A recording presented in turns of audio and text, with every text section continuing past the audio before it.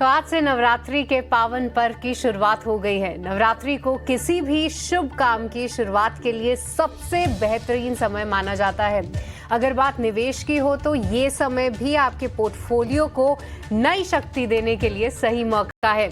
इस बार नवरात्रि का मूड और माहौल थोड़ा अलग भी है, क्योंकि एक तरफ जीएसटी 2.0 की चर्चा है तो दूसरी तरफ अमेरिका के टैरिफ का असर भी बाजार पर देखने को मिल रहा है। किस तरीके का खतरा वहां से मंडरा रहा है, और ऐसे में अगर आपकी कंफ्यूजन है कि कौन से शेयरों के साथ आप निवेश की शुरुआत की जाए, तो इस नवरात्रि से अगली नवरात्रि तक बम्पर रिटर्न्स के लिए कहां निवेश किया जाए, तो बिल्कुल इसी पर आज हम चर्चा करेंगे। और इसीलिए हम आपके लिए ये खास शो लेकर आए हैं। तो परेशान मत होइए, क्योंकि आपकी मदद के लिए हमारे साथ जुड़ रहे हैं दो खास मेहमान जो आपको ऐसे 9 शेयर बताएंगे जहां निवेश कर आप तगड़ा मुनाफा कमा सकते हैं। तो चलिए बिना देर किए शुरुआत करते हैं मुनाफे और समृद्धि का उत्सव नवरात्रि के नवरत्न की।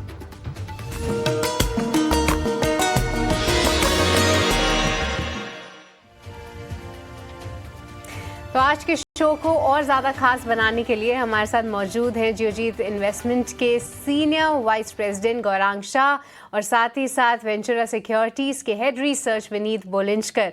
आप दोनों का बहुत बहुत स्वागत है 18 स्वदेश पे, और नवरात्रि की ढेरों शुभकामनाएं आप दोनों को। तो चलिए इस शो में हम आपके लिए ढेर सारे काउंटर समझने की कोशिश करेंगे और कोशिश करेंगे कि 9 ताबड़तोड़ शेयरों का आपका पोर्टफोलियो बनाएं।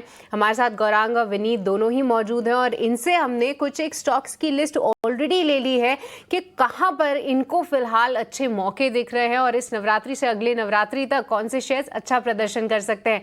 तो आइए इसकी शुरुआत करते हैं। सबसे पहले गौरांग जी, मैं आपके पास आना चाहूंगी। कुछ एक काउंटर्स में देखिए काफी अच्छा मूव देखने को मिल रहा है, पर आपसे शुरुआत करेंगे। बताइए कहां पर आपको लगता है कि सबसे अच्छा मुनाफा रहेगा? पहला शेयर, आपकी पसंदीदा पहला शेयर वो कौन सा होगा?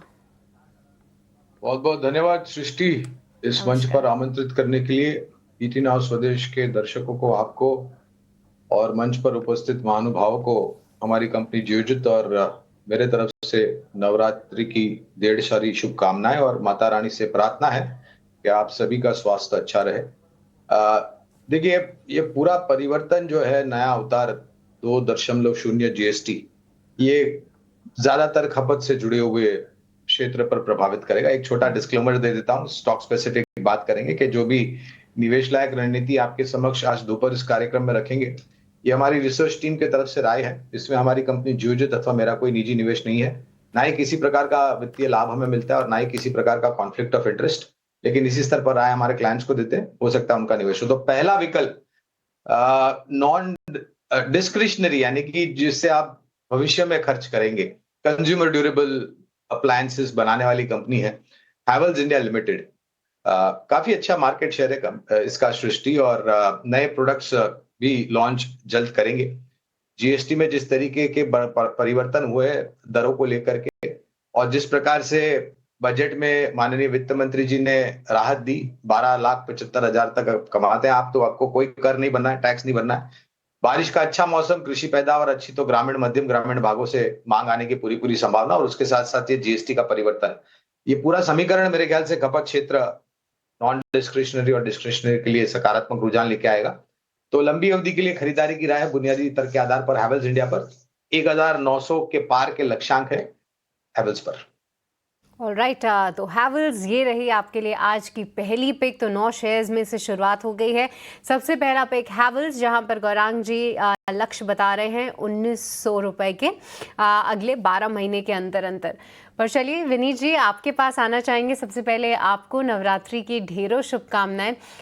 पर विनीत जी, इस नवरात्रि कौन सा शेयर एक मस्ट होगा ऐड करने के लिए अपने पोर्टफोलियो में? कहाँ से आप करेंगे शुरुआत? पहले आपके दर्शकों और आप सभी ईटी स्वदेश की टीम में बहुत बहुत शुभकामनाएं नवरात्रि के। मुझे लगता है कि पेटीएम एक बहुत ही अच्छा शेयर है जो मैं आपको रेकमेंड करूंगा। हमें लगता है कि ये स्टॉक 20-25% कंपाउंडेड ग्रोथ से आसानी से बढ़ सकती है। कंपनी ने काफी इनोवेशन की है इन द वेरियस, और हर एक चीज में हर एक प्रोडक्ट जो उनको कॉपी करके बाकी कंपटीशन ने बनाए हैं, उनकी मार्केट शेयर बहुत तगड़ी है मर्चेंट स्पेस में। और हमें लगता है कि वो जो सेबी आरबीआई की क्लीन चिट के बाद में ये कंपनी एआई फर्स्ट इवॉल्व होके काफी अच्छा प्रदर्शन करेगी पेमेंट्स की स्पेस में over the next 3 to 5 years।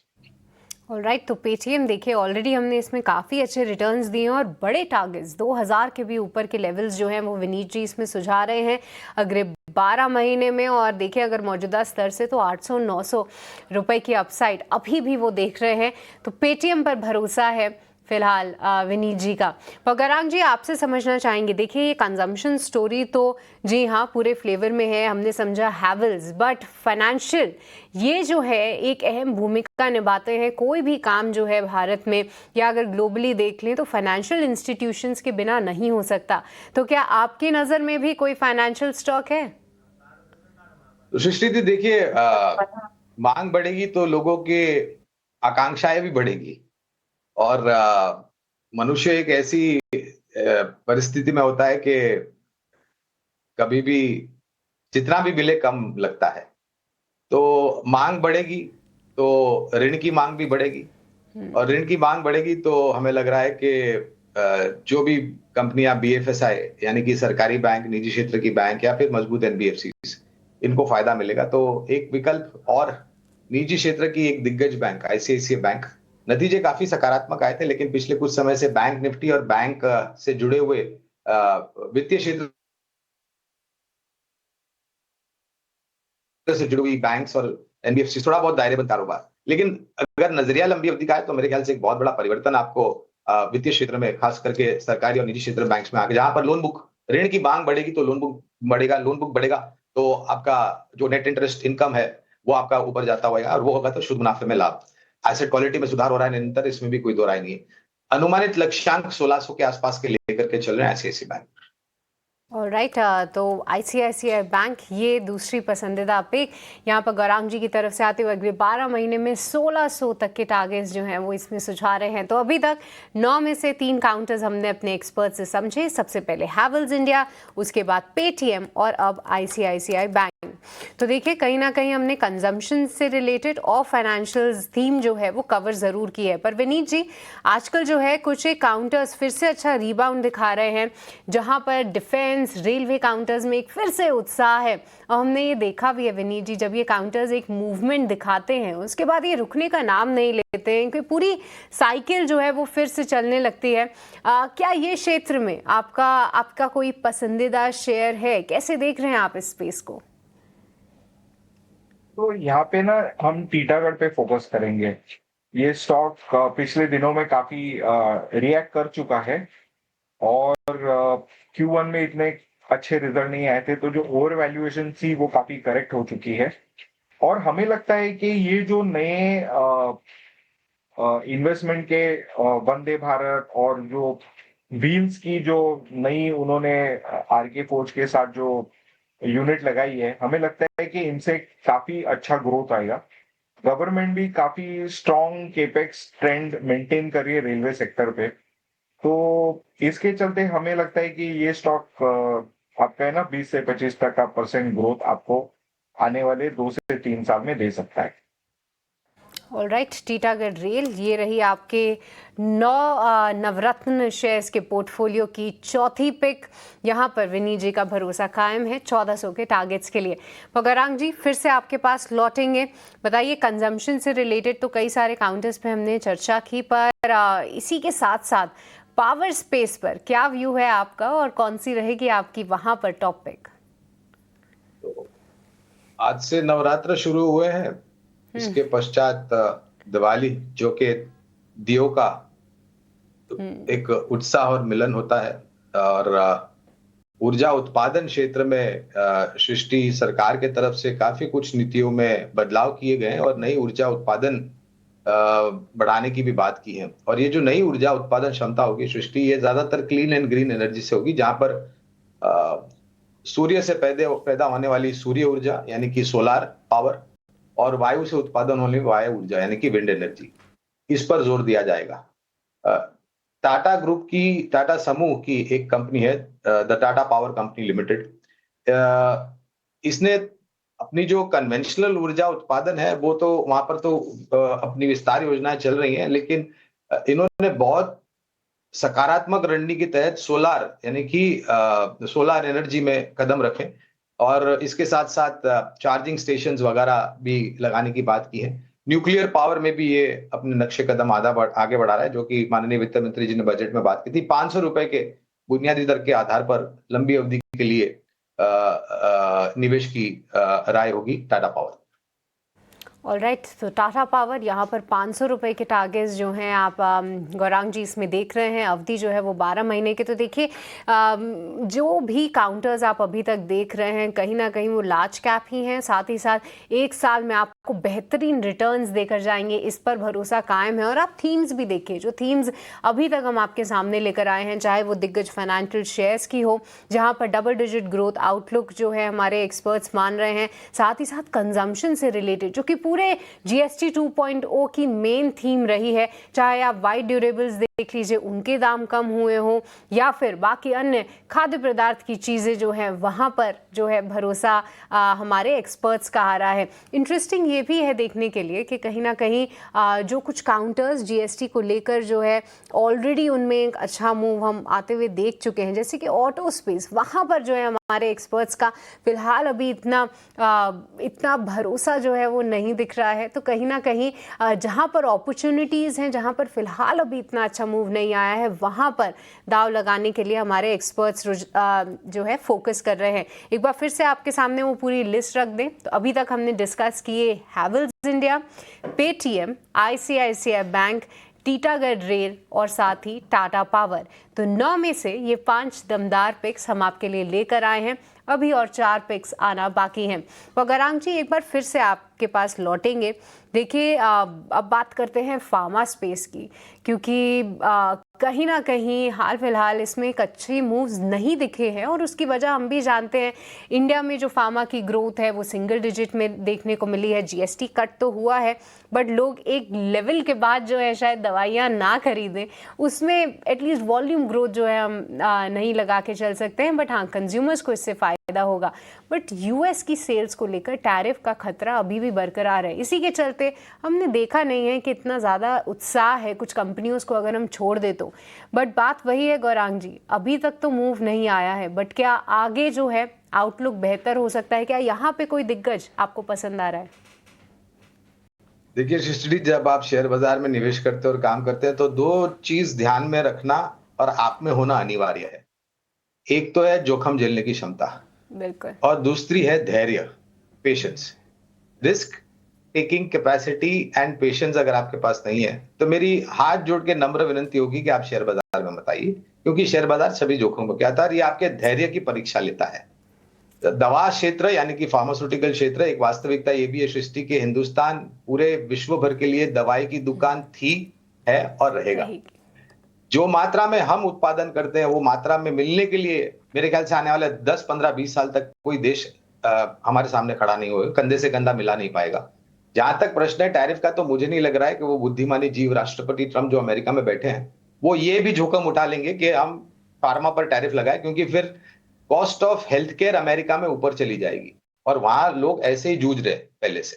तो मेरी राय है कि ये सब चीजों को दूर रखते हुए, और एक सीडीएमओ भी प्लेयर है सिप्ला लिमिटेड, इस कंपनी पर हमारी खरीदारी की राय है। एक बहुत बड़ी अपॉर्चुनिटी स्थानीय मार्केट में है, विदेशों में भी है, और जिस प्रकार से ये कंपनी का कामकाज है और आने वाले समय में जो प्रोडक्ट लॉन्च होंगे उसको लेकर के हमें लग रहा है कि सिप्ला लिमिटेड में एक मौका है निवेश करने के लिए। समय सीमा थोड़ी लंबी रखिए, 1700 के आसपास के अनुमानित लक्ष्यांक है। राइट, तो सिप्ला यहाँ पर ये पसंद आ रहा है। और जी हाँ, कई सारी फार्मा कंपनीज के अब नतीजे भी देखेंगे तो हाल फिलहाल वहाँ से कुछ बड़ी निराशा नहीं हाथ लगी है, बट इन्वेस्टर्स का इंटरेस्ट इतना ज़्यादा नहीं है। जैसा कि गौरांग जी बता रहे हैं कि जोखिम झेलने की क्षमता होनी चाहिए, रिस्क तो इन्वॉल्व होता ही है। और उन सभी को ध्यान में रखते हुए अगर आपको एक सेक्टर और एक स्टॉक पिक लेनी है तो सिप्ला आपके पोर्टफोलियो का जो 9 के पोर्टफोलियो हम आपके लिए बना रहे हैं उसकी 6वीं पिक हो सकती है। यहाँ पे ₹1700 का टारगेट अगले 12 महीने में गौरांग जी का आता हुआ। बट विनीत जी, अब आपके पास लौटेंगे। जो पूरी पावर से रिलेटेड थीम है, विनीत जी आपका उस पर क्या व्यू है? क्या आपके स्टॉक में भी या जो पोर्टफोलियो आप डिज़ाइन करने की कोशिश कर रहे हैं हमारे दर्शकों के लिए, क्या उसमें आपका भी कोई पिक है?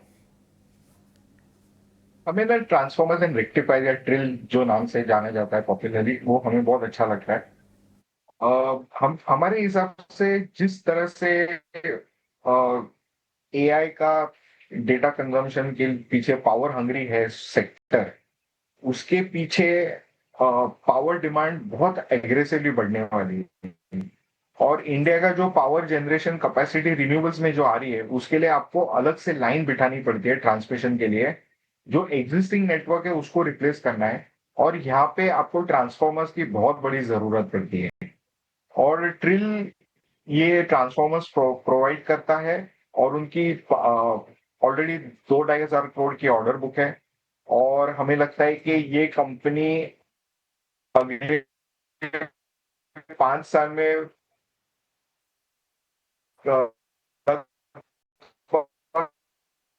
एक $1 बिलियन का रेवेन्यू कर सकती है ये कंपनी। तो हमें करंट प्राइस ये काफी अच्छा शेयर है, और आपके पोर्टफोलियो में ग्रोथ होना चाहिए।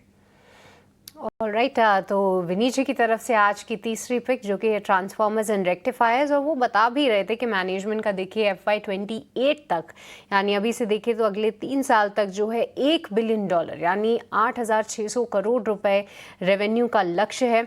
साथ ही साथ अगर FY25 में देखें तो वहाँ पर रेवेन्यू लगभग 2,000 करोड़ के आसपास था, तो 4 गुना जो है वो अपना रेवेन्यू करने का लक्ष्य बना रहे हैं।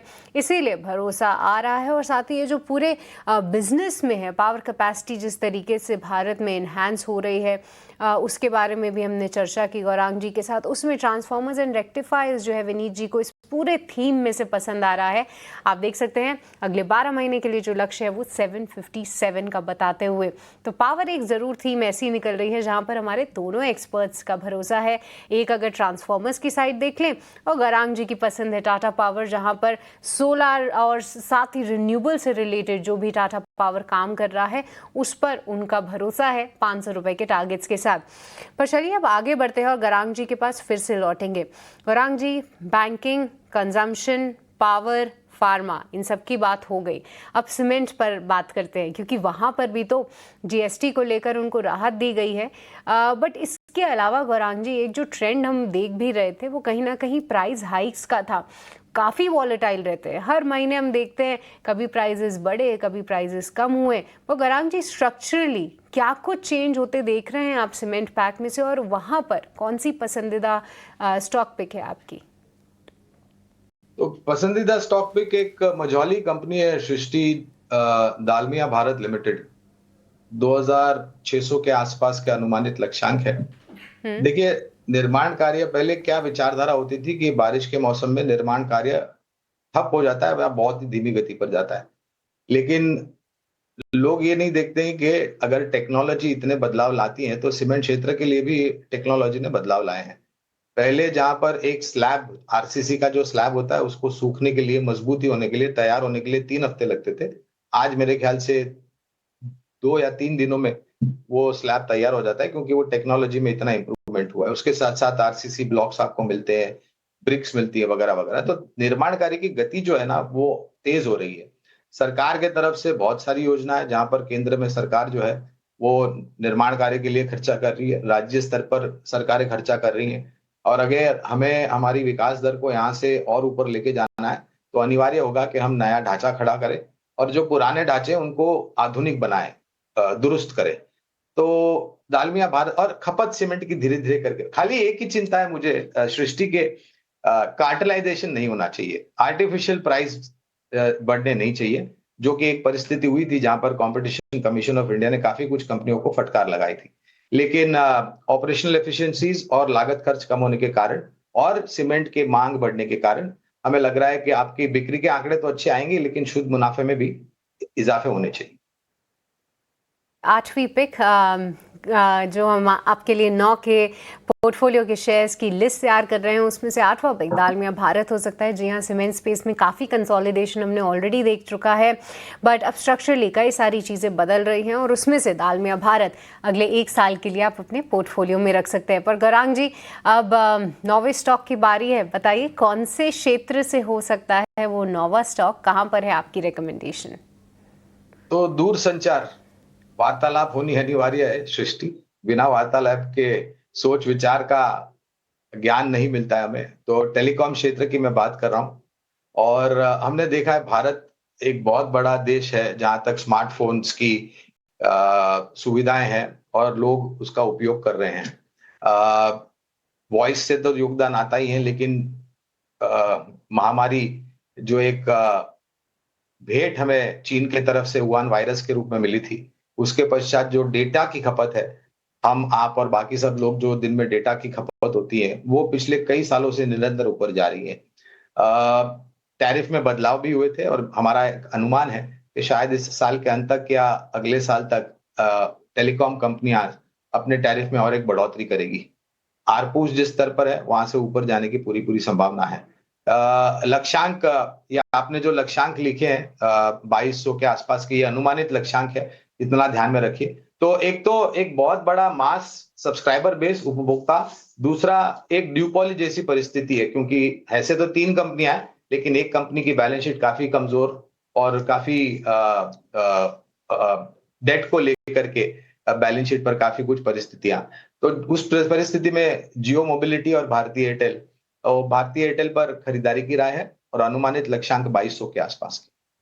ऑलराइट, तो भारतीय एयरटेल पे भरोसा कायम। यहाँ पे अगले 1 साल के लिए 2200 रुपए के टारगेट्स गौरांग जी की तरफ से आते हुए, तो चलिए ये 9 के नवरत्न शेयर्स की जो है लिस्ट तैयार हो चुकी है। नवरात्रि के पावन अवसर पे हमने 9 शेयर्स का पोर्टफोलियो आपके लिए कोशिश किया है डिज़ाइन करने का, जिसमें कि Havells, Paytm, ICICI bank, Titagarh rail, Tata power, transformers and rectifiers, भारतीय एयरटेल, दालमिया भारत और सिप्ला। लिस्ट लंबी है, पर जी हाँ, उसके पीछे के सभी तर्क और सभी टारगेट्स जो हैं हमारे दोनों ही एक्सपर्ट्स ने काफ़ी अच्छी तरीके से एक्सप्लेन भी किए हैं।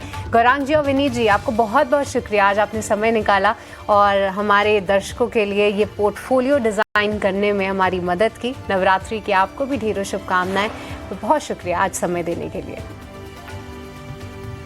पर चलिए इस शो को यहीं पे समाप्त करते हैं। उम्मीद है कि आपको इस शो से काफ़ी मदद मिली होगी। तो देर मत करिए, नवरात्रि के पावन अवसर पे शुभ काम करना चाहिए और इस शुभ काम के लिए अगर आप निवेश के लिए सोच रहे हैं तो ये 9 शेयर्स आपके पोर्टफोलियो में ज़रूर होने चाहिए। नमस्कार।